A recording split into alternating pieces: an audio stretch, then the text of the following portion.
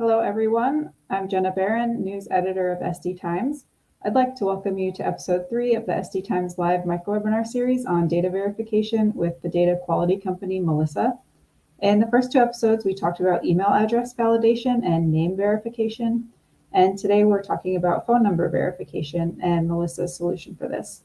John DiMatteo, Solutions Engineer 1 at Melissa, is with us today to explain more, so I'll throw things over to him now. Thanks, Jenna. Hi, everyone. John here from Melissa. I'm going to be taking you through today's demo here today about Global Phone. So the topic today is optimizing your phone data potential with Global Phone. So let's jump into it. A little bit about Melissa. We've been providing data quality services for around 37 years now. We have USPS CAS, NCOA, SOC 2, HIPAA, high tech, and U.S. Privacy Shield certification. So a little bit about the company background here. So let's go ahead and jump into kind of the demonstration here, and we can talk about what Global Phone is and kind of how it works. So Global Phone is a web service that can either take a single REST request, or you can send a JSON request, a batch of up to 100 records per request. The only input we need is a phone number and a country name, which is optional. And the output is going to be in a JSON packet. So that's going to contain a validated, enriched, and standardized set of phone numbers, depending on how many you send in. Also, probably the most important thing is result codes. So we're going to be returning you guys information about what the data quality looks like, if there's any problems with it, any red flags, anything to watch out for. The result codes are going to give us that information.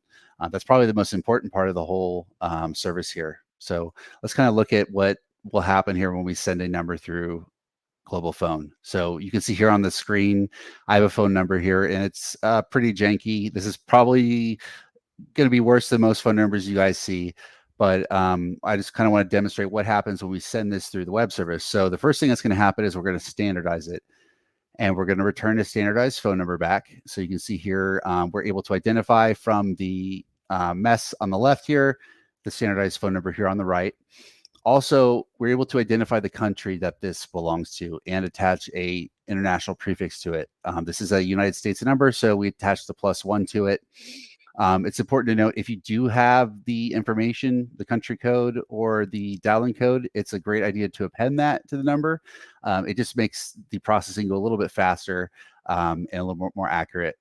And then finally, we're going to return result codes to give us information about the phone number. So in green here, we're going to see these are the good codes that we want to see. So PSO1, that's telling us that we have a valid phone number. Essentially, that the syntax is valid, especially when it comes out as standardized. It's not an email, it's not an address, it is an actual phone number. PSO8 is telling us that this is a landline. PS18 is telling us that this is a do not call number. So they registered on the do not call list. If you're planning on doing any sort of marketing or calls out to this number, this might be a red flag for you, depending on your business case. Otherwise, you might choose to ignore it. And then PS22, which tells us that we validated the number in real time, which means we use dialing equipment or other methods to actually reach out to the provider and verify that this number is currently live at this moment. We have another number here following the same kind of format. This number is obviously a bad number. So 1, 2, 3, 4, 5, 6, 7, 8, 9. Probably not going to be valid. So when we send this through the engine, we're going to get a PE01 back. And that stands for phone error number 1. And basically it's just telling us that the number is, it doesn't exist. So it follows the phone number format.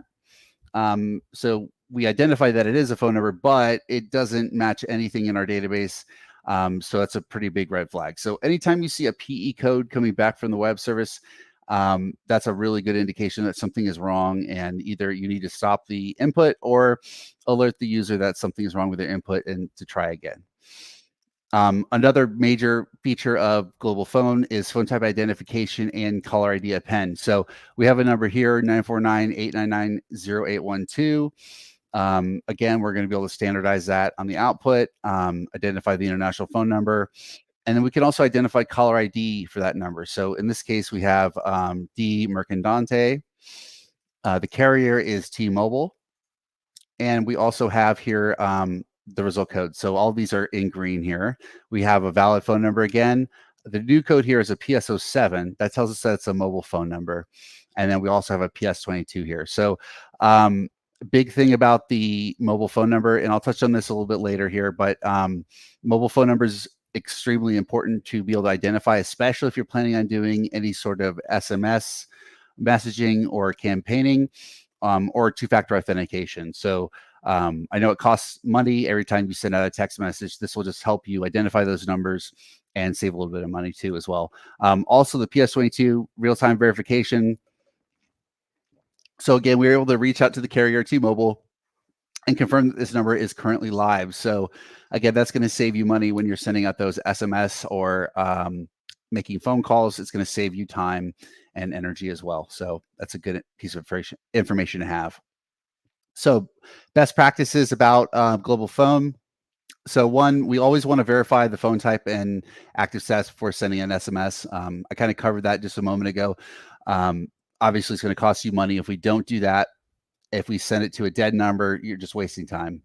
The record ID and transmission reference input fields can pass through to the output. So essentially, when you send in a record, you can include a unique ID, which would be the record ID. And if you send in a group of records, you can send in a transmission reference, which may be the batch number or a thread ID, something like that. But it's just to help you keep track of your own data. So these are going to come through on the output for you unchanged. So you can keep track of your information a little bit easier. Also, like I said earlier, we can detect the country based upon the format, but it's best to include the country code or the dialing code if you have that information. There are a couple cases where phone numbers are similar between countries, such as the US and Mexico. There's a few numbers that overlap. So if you have the data, it's best to include it. If not, Global Phone does a pretty good job of identifying the country. But again, it's just going to make it faster whenever we get that data included with the information. And then also, if you can, it's a good idea to send multiple records at once. It's going to speed up your processing and give you the best bang for your buck. And also, batch jobs are going to be very efficient for you. Again, when you're sending multiple records, you're able to send them batch concurrently. So you can send, I believe, 4 to 10 concurrent batches at once. That's going to save, again, time and processing and effort from your side. All right, so that is the end of my presentation here. So I'd like to open up to Q&A. Yeah, since we have a couple extra minutes here, here's a couple of questions that I have. So you mentioned it working internationally, so I was just curious how many countries that this service supports. Sure. So we have around 247 countries and territories around the world that we support with Global Phone. Got it. And what's the speed of the Global Phone service? So Global Phone can process around records around 100 ms if we have the data cached. If we have to make a call out to the provider to determine if it's live or not, it really depends on their speed in getting the data back, but we can see upwards of 1 to 2 seconds per record if the provider is being slow. Gotcha.